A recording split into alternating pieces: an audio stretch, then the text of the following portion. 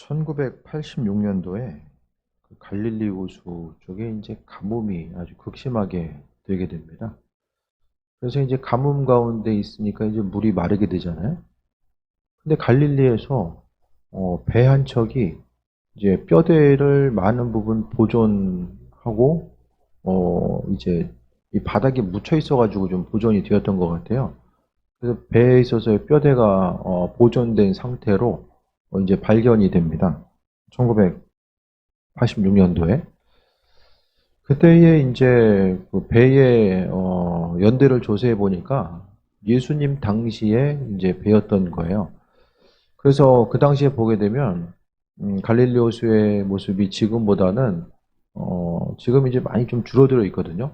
그런데도 불구하고 뭐 배들이 다니니까요. 근데 그 당시에 보면은 한 수백 척의 배들이 거기서 이제 조업을 했을 것이다라고 생각되는데, 그 배를 보니까 1986년도에 발견된 배를 보니까 길이가 8m예요. 8m. 길이가 8m고, 그리고 이제 배에 대한 좌우 폭이 2.3m. 2.3m.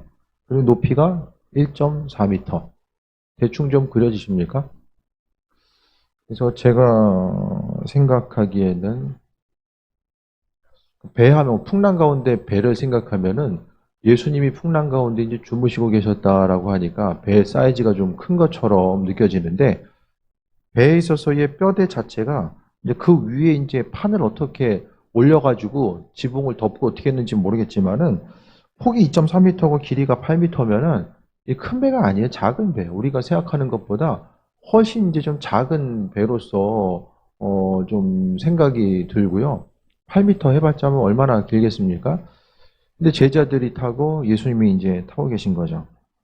그리고 이제 그 풍랑 자체를 생각했을 때에 이 당시에 보게 되면은 지금도, 그러니까 이제 갈릴리 호수 자체, 갈릴리 바다가 약간 이제 분지식으로 돼 있어요. 그래서 제가 성지순례 갔을 때에 산 쪽에서 이제 아래를 향해서 사진 찍은 거를 좀 밴드에다 올려드리고 했었거든요. 이렇게 둥글게 돼 있고 주변에는 대부분 이렇게 산지로 이렇게 둘러싸여 있어요. 그래서 바람이 이제 산으로 올라갔다가 급하게 꺾이면서 이제 바람을 일으키게 되는 이런 모습이 이제 나오는 거죠.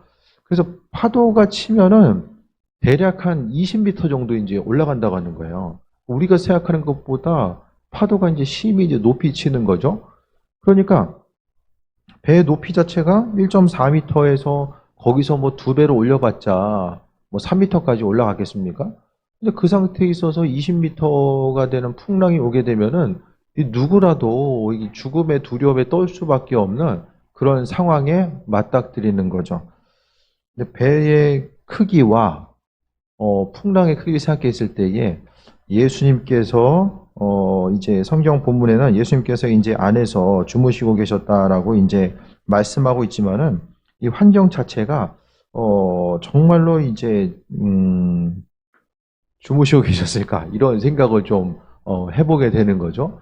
배가 아주 심하게 흔들릴 뿐만 아니라 그 물이 이제 좀 들어왔을 거예요. 근데 그 상황에서 이렇게 편안하게 잠을 잘 수 있는 환경은 좀 아니었을 것입니다. 어쨌든 이제 전반적인 이런 배경에 대해서 말씀드렸고요. 그리고 이제 그날 저물 때 제자들에게 이르시되 우리가 저편으로 건너가자 하시니, 이 갈릴리는 지역적으로 보게 되면 어떤 그 이방 도시, 그러니까 돼지를 치고 있었던 지역이었었던 이 가이사라 빌립보라든지, 그 당시 보면은 이제 로마의 영향을 받은 도시들이 이제 세워져 있었고요. 그러니까 문화 자체는 이방 문화권에 이제 많이 속해 있었더라는 거예요. 그래서 베드로나 이제 어업을 하는 이들은 아마 그들이 어떤 셈에 밝고 언어에도 좀 어느 정도 좀 이제 좀 국제적인 감각을 좀 가지고 있었을 것이다. 왜냐하면 어업을 하면서 오고 가는 사람들 무역 비슷하게 이제 했을 거로 보게 되거든요. 그래서 우리가 생각했던 것보다 이 갈릴리 예수님께서 활동하셨던 무대는 조용한 어촌 마을이 아니라 그 주변에 보게 되면 이방인들이 거주하고 있고 이방인 군대가 거주해 있었던, 조금 더 좀 국제적인 감각까지는 아니더라도 조금 더 확장된 형태의 갈릴리 호수 주변을 우리가 좀 생각해 봐야 됩니다. 그래서 예수님께서 이 땅에 오셔서 복음 전하시고 이제 움직이시다가 36절에 배에 계신 그대로 이제 모시고 이제 갔어요. 근데 이 당시에 보니까 예수님의 배만 있었던 것이 아니라 다른 배들도 함께 있었다라고 36절에 나와 있어요. 저도 말씀을 이렇게 보면서도 사람이 맨날 보는 것만 보이는 거예요. 다른 배들이 같이 갔다라는 거가 이제 잘 인식을 못 했었는데, 성화 같은 데 보면은 주변에 배 안 보이잖아요. 맨날 배 한 척만 보이잖아요. 아무래도 좀 그래서 그랬던 것 같아요. 근데 주변에 예수님을 따르던 무리들이 배를 타고 함께 움직였었던 무리가 있었을 것이고, 또 그 당시에 어업을 하는 이런 배들이 있었을 거예요. 어쨌든 광풍 때문에 수많은 배들. 우리가 이제 지금 보면 어업을 나가기 전에 일기예보를 보고 뭐 바람을 보고 하는데, 이 당시에 있어서 갈릴리 호수에서 부는 이런 광풍은 갑작스럽게, 이제 바람이 이제 갑작스럽게 움직임을 통해서 비바람보다는 이제 갑작스러운 바람이 움직임에 의해서 풍랑이 일다 보니까 미처 이제 대처할 수 없는 상황들이 이제 많이 있었던 거죠. 그래서 어려움이 이제 있을 수밖에 없었던 거죠. 30절에 큰 광풍이 일어나 물결이 배에 부딪혀 들어와 배에 가득하게 되었더라라고 이야기합니다. 아니, 배에 물이 가득한데 예수님이 뭐 배가 다 방수도 아니고 안에 이제 방수천으로 되는 것도 아니고 분명히 예수님도 그 사실을 인지하고 계셨을 것 같아요. 오늘 본문에 주무셨다고 하지만은 어쨌든 조금 더 깊이 생각하면은 도무지 이거 잠을 청할 수 없는, 아무리 피곤해도 풍랑이 일고 막 물이 들어오는데 이거 잠을 잘 수가 있나요? 좀 그런 생각도 좀 해보게 돼요. 배에 물이 이제 차게 됩니다. 그랬을 때 예수님께서 고물에서 베개를 베고 주무시더니 제자들이 깨우며 이르되, 예수님께서는 제자들이 깨우실 때까지 안 일어나신 것 같아요. 그러니까 주무신 척 하고 계셨는지는 모르겠지만은 제자들이 깨워서 이제 이야기합니다. 선생님이요, 우리가 죽게 된 것을 돌보지 아니하시나이까 하니라고 이야기하는 거죠. 이게 이제 제자들이 당장 죽게 되었는데 스승이신 예수님은 이제 주무시고 계시니까 제자들이 좀 열이 받은 것 같아요. 그래서 이제 예수님이 가지고 있었던 그 능력에 대해서 알고 있는데 당장 급한데 예수님은 주무시고 계시니까 이제 돌보지 아니하시나이까 하니, 성경은 아주 표현을 순화시켜서 이제 많은 부분 이야기해요. 성경 당시에 마가복음도 어느 정도 이제 신앙 공동체가 형성돼 있었던 상황이었기 때문에 제자들이 대들면서 얘기했어도 그렇게 이제 표현할 수가 없는 상황인 거죠. 이미 신앙 공동체 가운데 말씀에 기록된 것이. 그래서 이제 아주 순화된 표현으로 나와요. 죽게 된 것을 돌보지 아니하시나이까, 우리 죽게 되었는데 예수님 뭐 계십니까? 이렇게 이제 제자들이 따지듯 물었던 것으로 이제 보여지게 됩니다. 근데 여기서 문제가 뭐냐면은, 제자들은 이전의 모습을 통해 보게 되면 주께서 제자들과 함께 하시고 어떤 그 중풍병자를 치유하시고 치유와 능력과 회복의 역사를 이제 그들이 많은 부분 경험했잖아요. 근데 이들의 불행은 뭐냐면은, 그들이 가지고 있었던 그런 그 위기 가운데 하나님을 경험했었던 이런 신앙의 삶에 있어서의 경험을 다른 위기를 맞설 수 있는 이런 경험으로, 신앙 경험으로 확장시키지 못했던 거예요. 이전에 그리스도 예수를 경험했던 그것을 어떤 위기가 만났을 때에 그런 위기를 대처할 수 있는 신앙의 어떤 믿음의 확장이 일어나야 되거든요. 신앙의 경험이 확장이 일어나야 되고 믿음의 확장이 일어나야 돼요. 이전에 있었던 신앙의 경험은 그런 하나의 경험으로서 단순히 끝나버리는 것이 아니라 또 하나의 어떠한 상황을 만나든지 간에 자신이 가지고 있었던 신앙 경험은 새로운 위기를 만났을 때에 그것을 대처할 수 있고 이길 수 있는 신앙의 경험으로서 확장이 이루어져야 된다는 거야. 쉽게 이야기하면 믿음의 확장, 신앙 경험의 확장이 이루어져야 되는데 제자들은 그걸 하지 못했어요. 그러니까 이전의 위기로부터 건져주신 하나님의 은혜와 지금 현실 가운데 만나게 되는 환난과 어려움이 단절되어 있는 거죠. 그러니까 이전에 주님을 경험했지만 지금 현재 있어서의 주님의 능력, 그 인도하심을 경험하고서 선포하고 나아갈 수 있는 그 힘과 능력이 없었다라는 것에 대해서 말씀하고 있습니다. 오늘 본문 가운데 볼 수 있는 것은 위기 속에서 믿음은 그 능력을 발휘할 수 있어야 된다는 거예요. 환난과 어려움과 위기를 통해서 우리가 가지고 있는 능력, 그 믿음이 능력을 발휘하지 못하면은 평생 그 환경에 끌려다니는 믿음 생활, 연약한 믿음 생활을 할 수밖에 없습니다.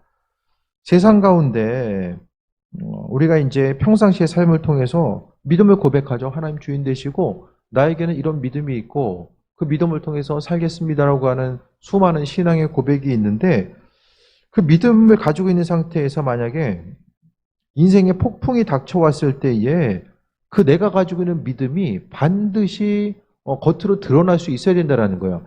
내가 가지고 있는 믿음이 환경을 넘어설 수 있고 환경을 제어할 수 있는 힘과 능력으로서 비춰질 수 있어야만 합니다. 그래서 믿음이 그냥 나 혼자만의 신앙, 내 안에만 존재하고 있고 겉으로는 아무런 힘과 능력을 나타낼 수 없는 그런 연약한 어떤 것이 아니라 우리가 가지고 있는 믿음은 반드시 겉으로서 표현되고 증명될 수 있어야 되고 또 하나 바라볼 수 있는 것은 우리가 가지고 있는 만나게 되는 환난과 어려움, 세상을 살아감에 있어서의 환난과 어려움은 내가 가지고 있는 믿음의 분량을 점검해 볼 수 있는 아주 귀한 시간이라는 거예요. 예수님께서 풍랑이 왔지만은 주무시고 계셨던 것은 뭐 인간적으로 생각하면 피곤해서 주무셨을 수도 있지만 또 한 가지 생각하면 제자들이 그 위기의 순간을 어떻게 극복하고 나아갈 수 있는가 그것에 대해서 바라보셨을 수도 있는 거죠. 마치 오병이어의 기적 이전에 예수님이 너희가 줘라 먹을 것을 너희가 줘라 라고 말씀하셨던 것처럼 순간순간 환난과 어려움 우리가 세상을 살아가며 있어서 이전에는 옆 사람이 막 세상적인 이야기하면 그것에 대해서 부러워가지고 나도 좀 그때 이렇게 했어야 되는데 이런 인간적인 안타까움이 있었다라고 한다면 이제는 주변의 환경에 있어서 어떤 사람이 무엇을 이야기하든 간에 항상 하나님과 나의 관계성 가운데 믿음을 굳건히 하고 그 환난과 어려움을 이겨나갈 수 있는 힘과 능력을 구비할 수 있어야 된다는 것에 대해서 말씀드립니다. 그래서 오늘 본문 가운데 서 있어서의 그 제자들의 어려움은 이전에 하나님을 경험하고 주님을 경험했던 것이 현실에 있어서 나타나는 환난과 풍랑 앞에서 아무런 힘도 발휘할 수 없게 되었다라는 것에 대해서 말씀하고 있습니다. 하나님은 날마다 그분의 방법대로 일하시고 인도하시고 함께 하신다는 소망함을 분명히 가질 수 있어야만 합니다. 그래서 오늘 본문을 보통 또 볼 수 있는 것은 주님과 함께 있어도 이제 환난과 어려움은 다가오죠. 예수님과 같이 있는데도 풍랑은 다가와요. 그 주님과 함께 있어도 풍랑은 다가오게 됩니다. 우리의 삶의 여정 가운데서도 참 때로는 감당하기 힘든 풍랑이 다가올 때도 있고 위기가 찾아올 때도 있습니다. 하지만 우리는 믿음으로써 그 폭풍을 대비할 수 있어야 되는 거예요. 평상시의 삶을 통해서 믿음을 굳건히 하고 어떤 환난과 어려움이 다가온다라고 할지라도 그 환난과 어려움은 이전에 있었던 신앙 경험 또 주님을 향한 믿음을 통해서 그 환난과 어려움을 극복할 수 있어야 된다라는 사실 또한 말씀하고 있습니다. 그래서 다시 말씀드립니다. 우리가 가지고 있는 신앙 경험은 환난과 어려움을 이겨나갈 수 있는 그 순간에 확장되어야 된다는 것에 대해서 말씀하고 있습니다. 39절에 예수께서 깨어 바람을 꾸짖으시며 바다더러 이르시되 잠잠하라 고요하라 하시니 바람이 그치고 아주 잔잔해지더라 라고 말씀합니다. 예수님께서 광풍을 제압하신 것은 그분이 모든 흑암의 세력을 다스리시는 창조주 하나님임을 나타내고 있어요. 그래서 지금 본문 가운데서 예수님은 그분의 정체를 드러내고 계신 것이고 제자들로 하여금 예수님이 누구인지에 대해서 다시 한번 그분을 드러내고 계시는데 예수님께서는 광풍을 잔잔하게 하심을 통해서 그러니까 자연을 컨트롤할 수 있는 것은 그것을 창조하신 하나님만이 하실 수 있는 일이거든요. 그래서 입술의 고백을 통해서 선포를 통해서 예수님께서 하나님의 아들 창조주 되심을 본문 가운데 증명하고 있는 것을 발견합니다. 그래서 흑암의 세력은 하나님이 다스리신다. 그런데 오늘 본문 가운데 잠잠하라 고요하라 꾸짖으시며 잠잠하라 고요하라 이것은 어떤 인격적인 대상을 향해서 이야기하는 거잖아요. 인격이 없는데 꾸짖고 잠잠하라 고요하라 이야기합니까? 아니에요. 인격을 가지고 있는 거. 그러니까 폭풍우 비바람이 어떤 인격적인 존재임을 가정하면서 예수님께서는 선포하고 있는 것을 또 이야기합니다. 그러니까 이것 자체가 이제 예수님을 또 죽음으로 몰아넣기 위한 이 사단의 공격이라는 거. 그러니까 사단은 자연 만물을 통해서 또 이용해가지고 자연 환경을 통해서 그것을 이용해서 이제 사람을 죽이려고 하죠. 하나님이 사단에게 허락한 어느 정도의 권세가 있기 때문에 그게 이제 가능한 거죠. 성경에서의 그 물이라는 것은 흑암과 특히 이제 신약 성경에서의 구약도 마찬가지죠. 물이라는 것은 어떤 생명의 근원으로서도 이야기하지만 많은 부분에 있어서의 흑암과 혼돈을 이야기합니다. 특히 이제 그 어떤 우리가 꿈이나 환상을 통해서도 이 바다의 이미지는 혼돈과 환란의 이미지로서 우리에게 비춰지는 경우들이 좀 많이 있는 것 같아요. 그 이미지도 이제 성경의 내용이 성경이 무엇이라고 이야기하는가가 또 중요하거든요. 그래서 잠잠하라 고요하라. 예수님께서는 선포하셨습니다. 잔잔하고 고요할 것에 대해서 선포하신 거죠. 그것을 통해서 사단의 권세는 선포함을 통해서 이제 이루어지는 것. 사단을 제압할 수 있는 것은 믿음의 선포 외에는 이것이 이제 다른 이유로서는 행할 수 없는 것. 기도와 믿음의 선포가 무엇보다 중요하다는 것과 또 오늘 본문에서는 39절을 통해서는 간구하면 하나님께서 도우신다라는 거예요. 죽게 간구했더니 제자들이 그들이 불만 어린 그런 표정으로 간구했을 거예요. 하지만은 주께서는 들으시고 응답하시며 그분의 행할 일들을 행하시는 거죠. 그러니까 우리의 삶을 통해서 어떤 환난과 어려움, 환경에 대한 공포를 느낄 때는 그 순간 우리가 기도해야 될 때입니다. 다른 어떤 순간보다도 환난과 어려움이 우리 눈앞에 펼쳐지고 무엇을 어찌해야 될 바를 모르는 그 순간은 하나님을 향해서 간구하고 또 우리의 삶의 주인 되신 그분을 향해서 간구해야 될 때임을 말씀하고 있습니다. 그래서 공포를 느낄 때 간구해야 됩니다. 어쨌든 계속 오늘 본문 가운데 제자들에게 환난과 어려움으로 다가왔던 그러니까 제자들은 그냥 자연적인 어려움들, 그냥 광풍이 부는구나 그 정도에서 생각하고 있지만 예수님께서는 그 환난과 어려움의 본질을 정확히 꿰뚫어 아시고 선포하시는 모습을 발견합니다. 40절 봅니다. 이에 제자들에게 이르시되 어찌 이렇게 무서워하느냐? 너희가 어찌 믿음이 없느냐? 두려움은 믿음 없는 것임을 말씀하고 있죠. 무엇을 향한 두려움, 그 두려움의 실체가 무엇인지 간에 주께서는 믿음 없다고 책망하신 거예요.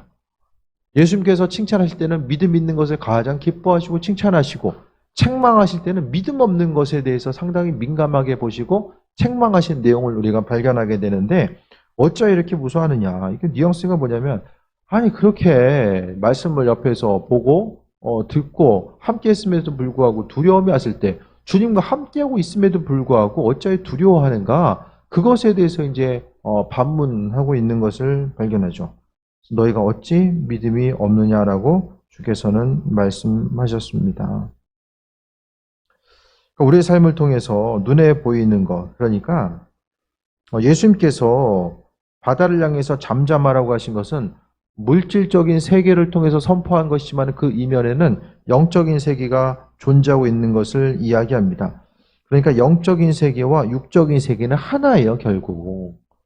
바다를 향해 선포했지만 그 이면에 공격하고자 하는 주님과 제자들을 공격하고자 하는 사단이 있던 것처럼 우리가 보기에는 그냥 우리가 사람으로 인해서 때로는 어려움 당하는 것 같고 어떤 환경 때문에 어려움 경험하는 것 같아도 보이는 것과 그 보이지 않는 세계, 사단이 사람을 통해서 환경을 통해서 사람을 괴롭게 하는 이 내용들에 대해서 분명히 인지하고 있어야만 합니다. 그래서 영적인 세계와 육적인 세계는 떨어져 있는 것이 아니라 하나다. 이 세계는 하나라는 것을 분명히 인식하고 있어져야 돼요. 그래서 육적으로 보여지는 어떤 대상을 향해 선포했을 때에 그 선포는 그 사람이 보고 듣는 것으로 그냥 겉으로 드러나는 현상으로 그치는 것이 아니라 그 이후에 이제 내면적인 어떤 그 영적인 변화들이 수반될 수밖에 없다라는 것에 대해서 말씀하고 있습니다. 그래서 기도했을 때에 그러니까 오늘 주님의 말씀 자체가 아주 대표적인 예가 되는 거죠. 바다를 향해서 꾸짖었으나 그 뒤에는 사단의 흑암의 세력을 향해서 꾸짖으시는 주님의 음성과 그 능력에 대해서 우리가 볼 수 있습니다.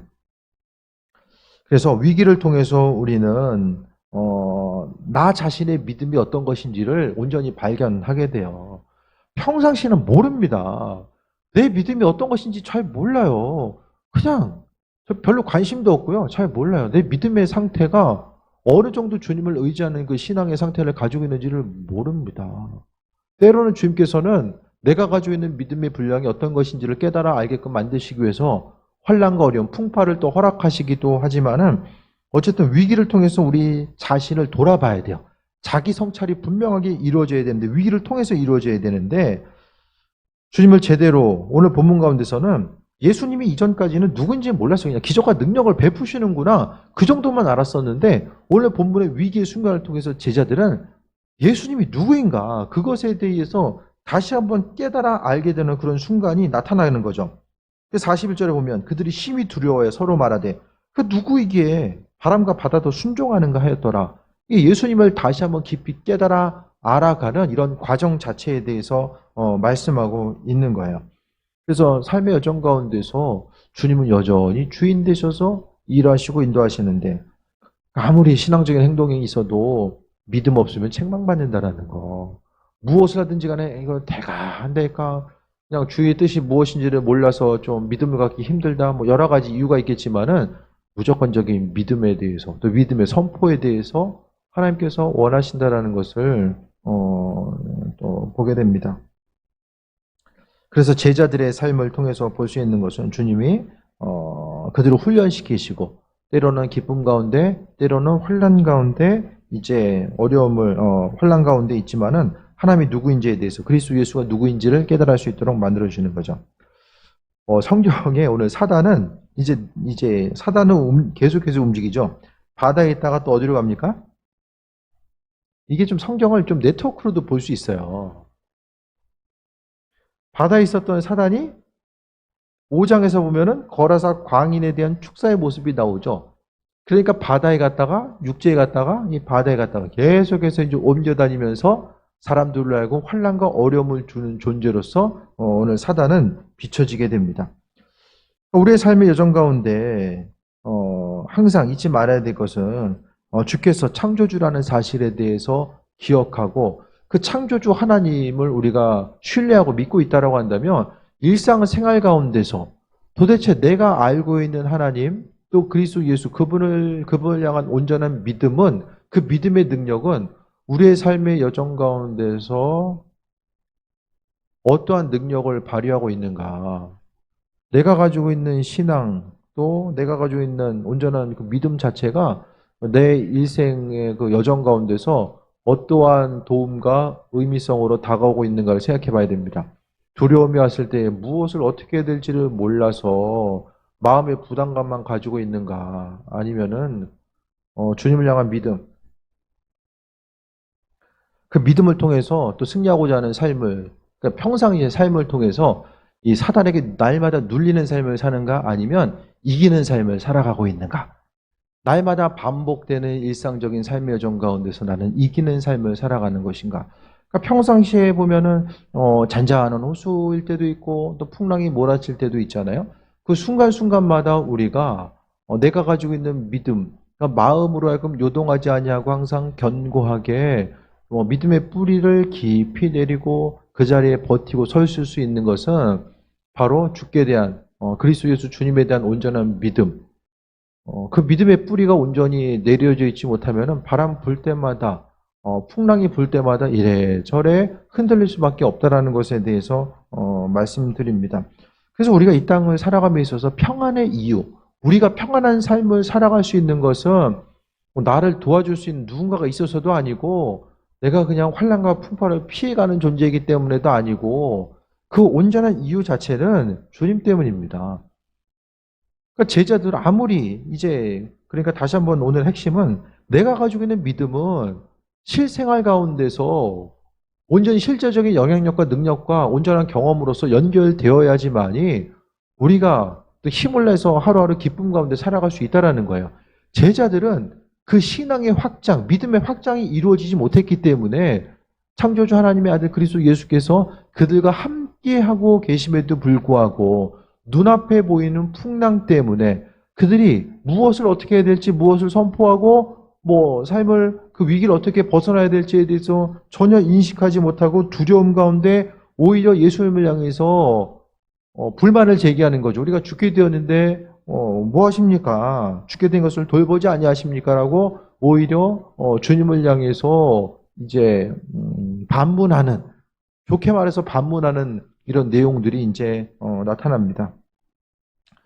오늘 본문의 기적에 대한 내용은 하나님의 아들 그리스도 예수 주님에 대한 정체성과 그 주님의 아들 그리스도 예수를 믿는 우리들의 삶의 모습이 어떻게 이 땅 가운데 펼쳐져야 되는지에 대해서 말씀하고 있습니다. 다시 말씀드립니다. 주님과 함께 있어도 위기는 찾아오게 됩니다.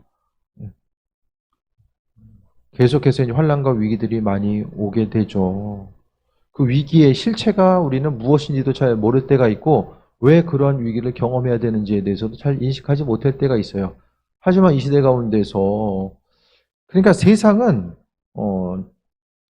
하나님의 은혜로 우리가 살긴 하지만은 이 사단이 에베소서를 통해 보게 되면 공중 권세를 잡고 있다라고 하잖아요. 그러니까 세상의 권세를 많은 부분 사단이 잡고 있죠. 사람의 죄 때문에, 죄의 근거에서. 그로 인해서 끊임없이 우리 죄 때문에 우리의 삶을 흔들고자 하는 그 사단의 계략 앞에서 우리가 승리할 수 있는 것은 오로지 그리스도 예수, 그분과의 또 하나됨과의 일치됨, 그것만이 우리가 이 땅 가운데 끝까지 믿음 지키고 살아갈 수 있는 유일한 방법임에 대해서 잊지 말아야만 합니다. 세상에서 삶이 평안해 보여도 그건 결코 평안이 아닙니다. 별일 없어 보여도 결코 별일이 없는 게 아니라는 거야. 그렇기 때문에 우리는 우리가 가지고 있는 신앙 경험이 그냥 경험으로서 끝나버리고 예전에 이랬었는데 주님께서 내 삶에 정한 건데 예전에 이렇게 하셨는데 그것으로 인해서 끝나버리고 확장이 안 돼버리면은 그로 인해서 어쨌든 그 온전한 신앙 경험이라는 것은 우리도 하여금 하나님을 알아갈 수 있도록 그리스도 예수를 경험할 수 있도록 은혜로 베풀어 주신 것인데 그 확장 자체가 없으면은 바로 믿음 없음 때문에 책망받을 수밖에 없습니다. 그래서 신앙 경험, 그리스도 예수를 경험하고 그 인도하심 따라서 나아가는 이들은 반드시 우리가 가지고 있는 믿음의 분량에 대해서 점검해야 되고 믿음을 통해서 살아가고자 하는 삶의 결단이 계속되어야 된다는 것에 대해서 말씀하고 있습니다. 시편 89편 9절 보면 주께서 바다의 파도를 다스리시며 그 파도가 일어날 때에 잔잔하게 하시나이다 라고 합니다.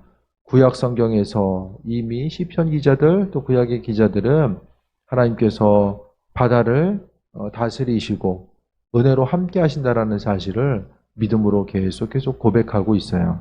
그래서 시편 89편 9절 말씀과 같이 또 이 시대 가운데서도 다 이제 바다라는 것 자체는 이 시대 가운데서 이제 세상을 의미하고 이 세상 가운데서의 풍랑의 때가 있고 잔잔한 때, 이제 그 갈릴리 호수에 있어서의 사진 같은 거 이렇게 보면은 아주 호수에 물이 이제 햇빛을 받아가지고 반짝반짝거리면서 잔잔한 모습을 이제 보게 되죠. 겉으로 보기에는 잔잔해 보여도 언제 풍랑이 다가올지 모르는 그 급박한 시대, 그 시대를 우리가 살아가고 있다는 것에 대해서 잊지 말아야만 합니다. 지금도 마찬가지죠. 이 코로나로 인하여서 믿음을 지키기 힘든 시대. 오늘도 신문 보니까 지금 코로나 때문에 교회에서 교인들이 20%가 사라졌대요. 통계를 통해 보니까. 그러니까 코로나 이후로 교회를 한 번도 가지 않은 이들, 20%가 사라졌다는 것은 온라인과 오프라인을 합해서 지금 이야기하는 거예요. 그와 같이 좀, 또 중대형 교회로 갈수록 더 큰 좀 어려움을 경험하고 있는 것이 좀 비춰지게 되거든요. 그래서 우리는 잘 모르잖아요. 보여지고 들려지는 사실이 어떤지를 모릅니다. 그냥 우리가 보여지는 거, 들려지는 거, 그것 때문에 이제, 내가 피부로 와닿고 내 주변의 환경만 이제 바라보게 되는데, 한국교회 전체 가운데서의 그 위기와 어려움들, 이 땅의 교회들, 또 선교지도 마찬가지입니다. 선교지도 이제 코로나 때문에 동남아시아마도 보면은 다 지금 셧다운 돼가지고 밖에 다니기가 힘들거든요. 또 선교지도 각각의 다 마찬가지입니다. 이런 환난과 어려움으로 인해서 또 앞으로 나아가기가 힘든 이때. 하지만은 중요한 것은 위기의 순간, 하나님은 항상 위기의 순간을 통해서 새 일을 행하셨다라는 것을 발견하게 됩니다. 그래서 교회의 역사는 위기와 더불어서 시작이 돼요. 오늘 본문 가운데서 죽을 것 같았던 이런 풍랑 가운데서 예수님이 제자들이 예수님이 누구인지에 대해서 다시 한번 돌아볼 수 있는 계기가 되었던 것처럼 우리의 삶의 여정 가운데서도 위기의 순간들을 통해서 다시 한번 교회는 자정 능력을 갖게 될 것이고 또 하나님의 백성으로서의 온전한 삶을 살아가는 그 본질, 신앙 공동체로서의 본질이 무엇인지에 대해서 이제는 다시 한번 고민하고 앞으로 이제 코로나 이후의 시대를 이제 다시 한번 점검하게 되고 준비하게 될 것입니다. 우리의 신앙 공동체 가운데 환난과 어려움, 위기는 우리의 믿음을 돌아보고 다시 한번 믿음으로 견고해져서 위기의 순간 하나님이 어떤 일을 행하시고자 하는 출발점이에요.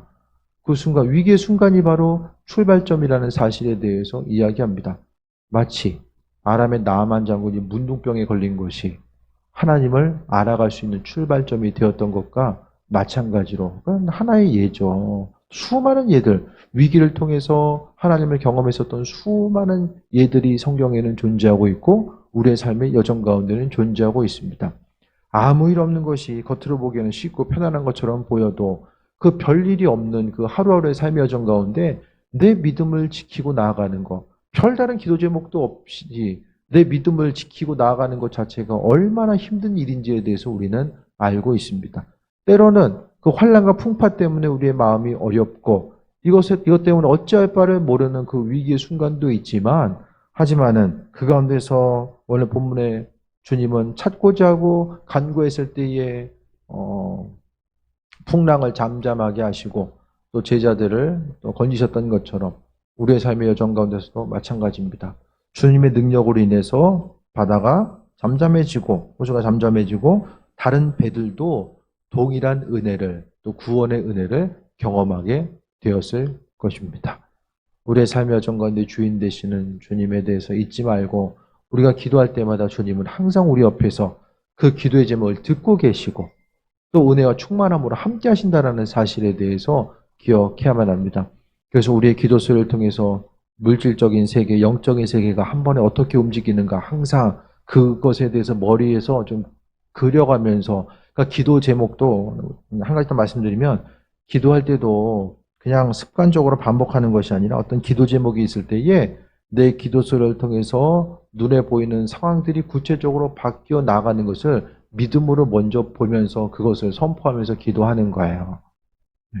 육신의 질병이 있든 어떤 환경적인 어려움이 있든지 간에 우리가 선포하는 그 영적인 기도가 육적인 세계를 변화시키고 육적인 세계를 향해서 선포한 내용들이 영적인 세계를 변화시킨다는 사실에 대해서 기억하고 이 땅 가운데 많은 이들이 이 땅에서 기도했었던 그 한마디의 기도 자체가 얼마나 큰 능력으로 우리의 삶의 여정 가운데 존재했는지를 하나님 나라에 가서는 비로소 분명하게 거울로서 얼굴을 보는 것처럼 우리가 인식할 수 있을 거예요.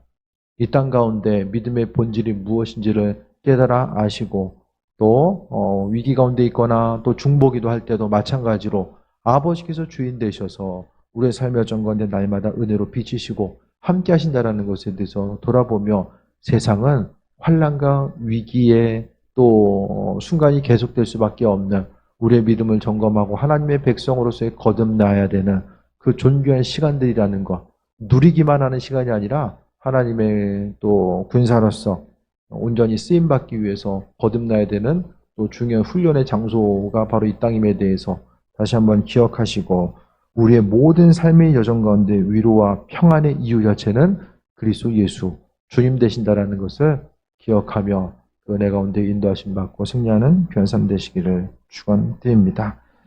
기도하겠습니다. 아버지의 사랑과 은혜에 감사드립니다. 모든 것이 다 주님의 은혜임을 기억하게 하시고 삶의 순간순간마다 아버지께서 행하시는 그 모든 일들을 믿음으로 바라보게 하시고 믿음의 눈을 열어 바라보게 하여 주옵소서. 입술의 고백이 능력되게 하시고 믿음으로 우리의 환경을 극복하고 이기고 나아가며 삶의 순간순간마다 주께서 우리의 삶의 주인 되셔서 어떤 일을 어떻게 행하고 계신지를 바라보게 하시고 주인 되신 주님으로 인해서 날마다 강건함 누리는 귀한 삶을 살게 하여 주옵소서. 주님 영광 받으시옵소서. 예수님의 이름으로 기도드립니다. 아멘.